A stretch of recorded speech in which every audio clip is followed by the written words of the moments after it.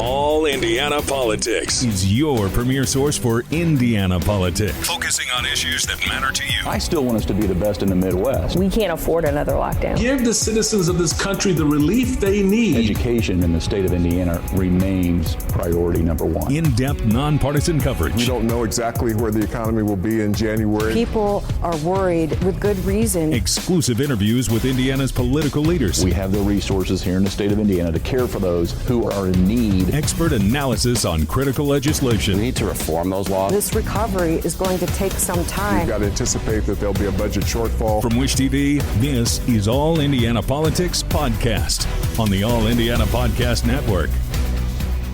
Good morning and welcome to another edition of All Indiana Politics on this Sunday. Today we go one-on-one with Governor Eric Holcomb. 1 year into his second term in office and 2 years into the pandemic that has ravaged the state and the nation. The governor is with News 8's Scott Sander. To hear the spirit of cooperation that you talk about stands sort of in this sharp contrast to what people I hope so. are reading about not just conflict between two sides of the aisle. Sure. But you have a supermajority in the legislature. Yep. Ours against ours. One side's a big aisle. Yeah. Where does that stand? How do you govern? And is it just the impression that nobody can get along?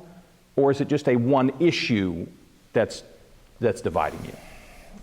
I'm somewhat, as you know, a history buff, and so I try to keep things in perspective, not to minimize what we're going through right now for 1 second, but I recognize we've lived through some tough times in this state, in this country. I look up at Governor Morton and think about what he endured when he was in this office, and when our country was truly divided. I think about in the 60s, if we would have seen today what happened in that decade, the loss, the anxiety, the violence, would we be asking ourselves what's next right now? At the very outset of our nation, when we were at odds with one another about what kind of nation this would be. And so I'm hopeful and confident that we'll endure this as well. But certainly COVID-19 has excited those anxieties.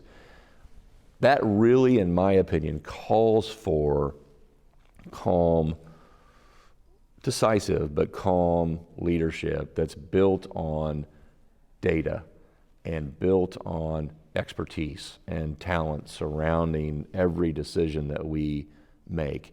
And then judge us by what we accomplished. Pandemic weaves through every part of life right now. One of those is business. You know, as we walked in here today, we were talking about other governors and their decisions, and there is this push-pull. And there's a difference, I think, between should businesses be allowed to impose vaccine mandates and should they be compelled to impose vaccine mandates? Where do you stand on that issue, and what do you think the role of the state legislature should be in that? Well, the devil will be in the details in anything that the legislature puts forward. They had some, disagreement earlier this month.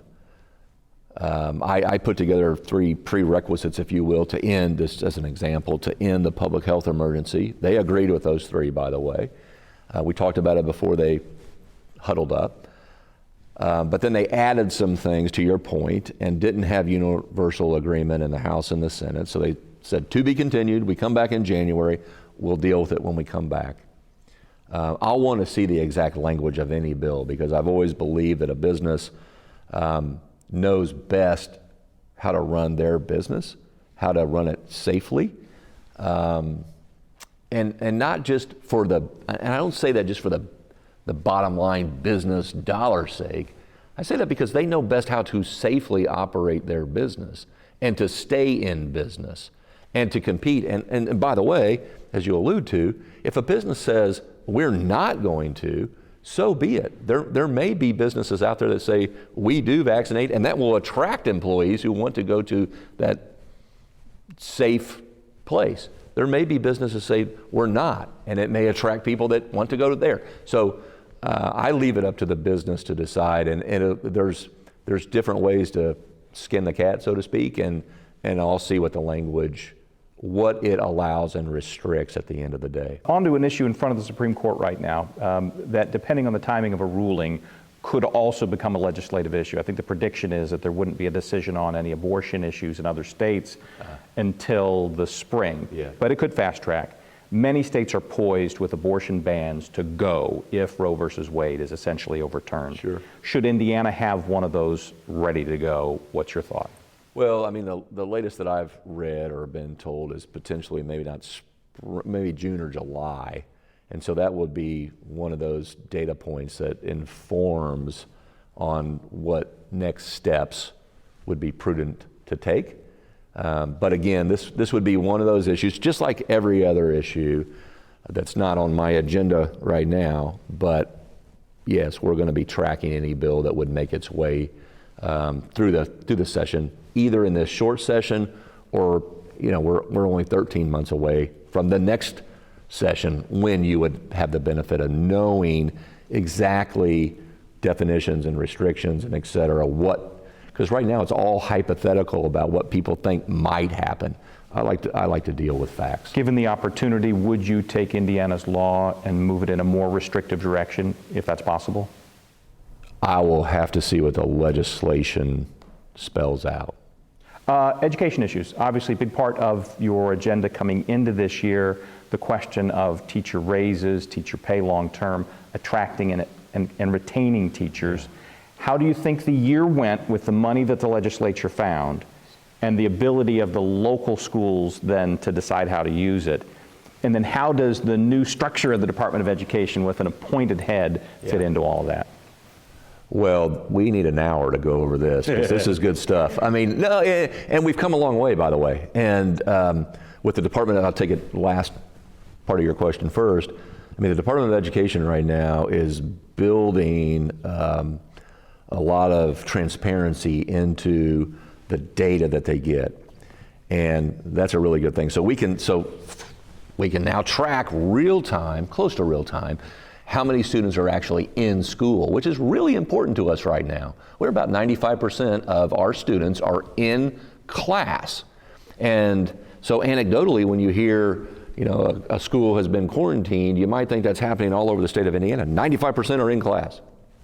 So schools are doing a good job of making sure that learning or that loss of time that leads to learning loss or have to make up is not occurring right now. So one, the Department of Education is making a lot of progress on the data that we accumulate.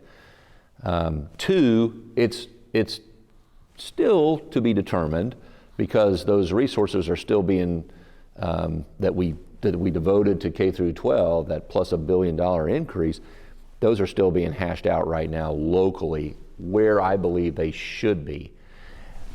Anecdotally, again, district by district, I am hearing good news come out of schools where the superintendents that told me, we hear you, we're going to get it to our teachers, they are. So I just want to see a lot more of that.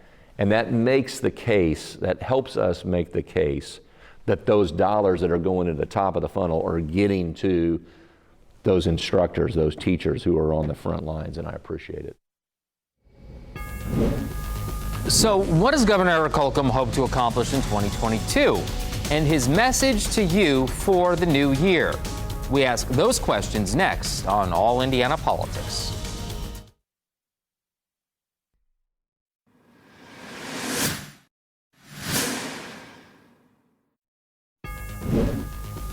And welcome back to All Indiana Politics as we continue our year-end discussion with Governor Eric Holcomb. We want to know what to expect from the State House next year. News 8's Scott Sander picks up that conversation. As 2021 winds down, how has it been for the state of Indiana in your general view, and for Governor Holcomb? Well, I'm thankful we're in Indiana, and I'm around some of my gubernatorial cohorts, and every time I am, I'm happy to come home because we've really weathered the storm, and it's still storming. COVID-19 is still with us at a heightened pace right now. This is, depending on how you count them, our fifth surge that we're living through. So I don't want to, pretend that that's not still with us. But it's always been a balance of lives and livelihoods. And by every economic measure, our state is not just faring well, we're leading, not just in the Midwest, but in many respects in the country. So that's what you like to see, that economy growing. It puts you in a position to where you can fund your priorities. That's why we meet every January to discuss what those priorities are during our legislative session. Give us some sense about what your agenda will look like, and I know you'll want to release a full detailed version, but what will the pillars, the priorities be for you? And not to be coy about it, but we will look for, December 16th, we'll get some current information. Month after month in this fiscal year, the first 5 months of it, we're at about $644 million north of what was forecasted. So that's good. And by the way, we cut our taxes, our corporate income taxes on July 1 down to 4.9%. Our revenue is such that it built up our reserve to a point to where it's going to kick in this automatic taxpayer refund. So taxpayers will see money come back, tax cut in a sense, come back later next year. So we'll look at some tweaks on the economic development front. We'll look at some tweaks on the community development front. Really excited about the READY program that we'll announce Tuesday, the 14th of December, this next Tuesday. I guess in a general sense, as we head into the new year, you touched on the fears that people have, whether they're created or based in some authentic thing. Give a message to people who are watching about the year ahead and the fears that they may have, whether it be about the pandemic or politics in America. Yeah. Well, fortunately, in the state of Indiana, what we have proven can occur is we can balance safety in our lives. We have it within ourselves to make those smart, safe decisions. We have the resources to help you get vaccinated to avoid, so that you're part of that 80-90% that aren't in the hospital, that this isn't just a pandemic of vaccinated, but it's really a pandemic of the unvaccinated right now. So the answer's there and it's available.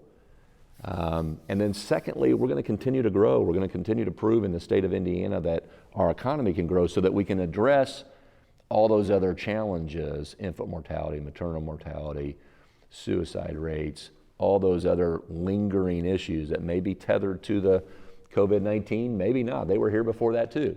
They're just excited right now. And fortunately, we have kept our eye on the ball, and we're continuing to make sure that our economy is growing so we can address the challenges before us and truly lead the way, not just in the Midwest, but in the country.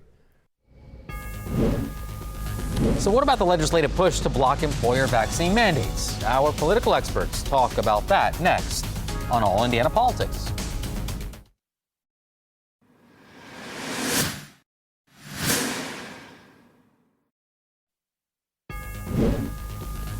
And welcome back to All Indiana Politics as we welcome back Tom John, former Marion County Republican Party chairman, and Kip Tu, former Indiana Democratic Party chairman. Gentlemen, good to see you. Let's start with the hearing set for this coming week. State lawmakers, as you very well know, will begin work again on a bill that essentially bans vaccine mandates in Indiana. Tom, I want to start with you today. Why not leave this decision up to businesses? Even the governor kind of hinted at that in the interview you just saw. Well, I think that's going to be part of the debate, right? Is who should make those decisions, and should businesses be empowered to make those decisions? I know some people have perspective that they don't want people forced, but on the other hand, businesses are trying to weigh a lot of different considerations and ensure the protection of both the other employees and their customers. And I think that that will come out as we have this discussion, that there are really viable reasons and important reasons why businesses may want that flexibility. Kip, your thoughts? Well, my thoughts are we've reached an absurd point in the United States where we're having a discussion about this. U.S. Chamber of Commerce, the Indiana Chamber of Commerce, the Indy Chamber of Commerce, all have been about as vocal as they can be that they want to be left alone to make those decisions. The Indiana National Guard has been called out to try to help facilitate hospitals in the state of Indiana to deal with the latest surge. Taxpayers are underwriting the bad behavior of the unvaccinated. What people fail to think about is, yes, we all are for personal liberty. Everybody wants personal liberty, but your personal liberty stops at a point when it's impacting everybody else's lives in a very significant way. And people need to get vaccinated. And if it takes a mandate to get them vaccinated, we ought to be for it. Tom, you want to respond? Well, I will say one thing is, at the end of the day, I think there should be a possibility that if somebody wants to go through a testing protocol, perhaps that's what you do.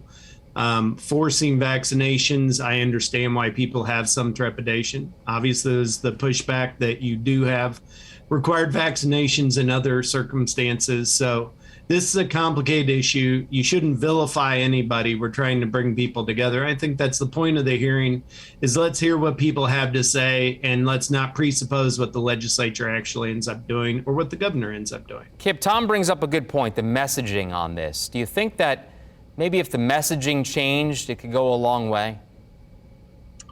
I don't know. We've tried a whole bunch of things. Look, Joe Biden originally said he didn't want to impose mandates. Trying to cajole people, used every celebrity we can think of in this country to cajole people into getting the mandate. We tried to be really nice for 6 months. People still wouldn't get the vaccine. And now we're in our fifth surge. I don't really buy this. Well, we all got to listen to everybody and be nice and take into account, all of their feelings about it. That's great, but we are in our fifth surge. Our hospitals are overrun again. Right. We keep continuing to do the same thing time after time. Yeah. That's a tough one. Tom, we'll change topics now. We saw the General Assembly override 2 of the governor's vetoes this year on COVID-related bills. Are we setting up for the same thing in the spring? There again, it's hard to tell. We haven't even, the bill filing deadline for people to have bills drafted is today, and obviously bills will be started and get filed later. Who knows what we're going to see? Who knows what environment we're going to see? In the last 18 months, we've seen that things have been pretty fluid. And I think the governor is always going to seek to work with the legislature. And I think there are a lot of members of the legislature that want to work with him. There may be principled disagreements between them, but we'll find out what those are. But for the state, we've seen Republican leadership over the last 20 years really lead us to a place where we're better off than we were. And I trust that they'll figure out a way that is right, the right balance of personal liberties and what we need to do to protect our citizens. Kip, your expectations for the spring? I'm not very hopeful that the legislature is going to improve our situation right now. I'm worried about it. I have not seen, I think, what I would like to describe as the most rational behavior. We need to look at the facts, and we have to act upon the facts, and not act upon some of the minorities in our communities minority voices in our communities who are following Donald Trump off the cliff. Kip, the governor also talked about how well Indiana's economy is doing, trying to recover from the pandemic. Does he deserve credit for that, or is he overstating where we stand? Well, I mean, it's interesting to me that your national Republicans are screaming about how bad the economy is. And in Indiana, Republicans are saying, look how good the economy is. I think, look, we've been through a heck of a shock here in the United States with COVID, as the whole world has. We're in recovery mode. I think the Biden recovery is well underway. We do have to worry about, inflationary pressures, and Republicans want to blame that all on spending, but most of the spending hasn't even occurred yet. So it's kind of absurd to be talking about the increase in spending causing it. Inflation has happened in large part because we had a shock shutdown, and now we've sort of had a shock everything opening back up, and it's just caused some inflation, and we have to be careful about it. But the economy is roaring just about everywhere. Tom, I'll let you get the last word. We have about 30 seconds left. Well, numbers are numbers. The state of Indiana is doing better than all of its comparable states and its neighboring states. we are doing better, whether you look at 3.3% unemployment, whether you look at the lowest claims for unemployment around our neighbors. And the fact is, inflation is there, and we have seen unnecessary money injected into the economy by the Biden administration, and we haven't seen a very thoughtful application of that. And you can have a place that is a beacon as Indiana is, as compared to other places that are struggling throughout the United States. And I do think that it's completely consistent to say Biden's failing as president while Eric Holcomb's doing a great job as governor. And we keep pushing forward. Gentlemen, always good to see you. Thank you for joining us. We'll talk soon. We'll be right back. Thanks.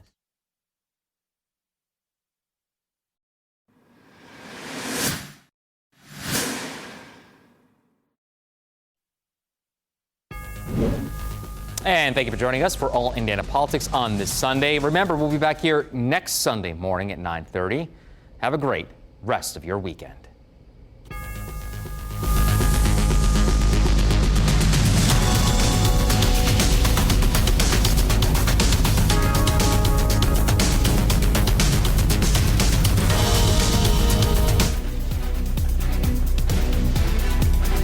From Wish TV, this is All Indiana Politics Podcast on the All Indiana Podcast Network. Watch All Indiana Politics live Sunday mornings at 9:30 on Wish TV and at wishtv.com. Subscribe to this podcast and listen weekly here on the All Indiana Podcast Network. And be sure to discover even more great podcasts at allindianapodcastnetwork.com.